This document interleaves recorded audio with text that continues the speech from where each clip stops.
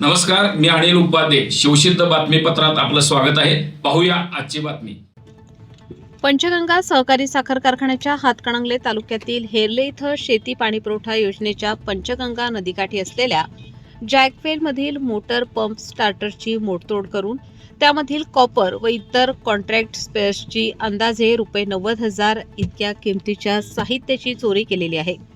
15 दिवसांपूर्वी या संस्थेची अज्ञात चोरांनी जॅकवेल पंप हाऊसच्या दरवाजाचे कुलूप तोडून जॅकवेल पंपसहीमध्ये स्टँडबाय असलेली 90 HP ज्योतिमेक मोटरचे स्टेररमधील संपूर्ण कॉपर वायर चोरी करून मोटर वाइंडिंगसह अंदाजे ₹80,000 इतक्या किमतीचे नुकसान केले आहे.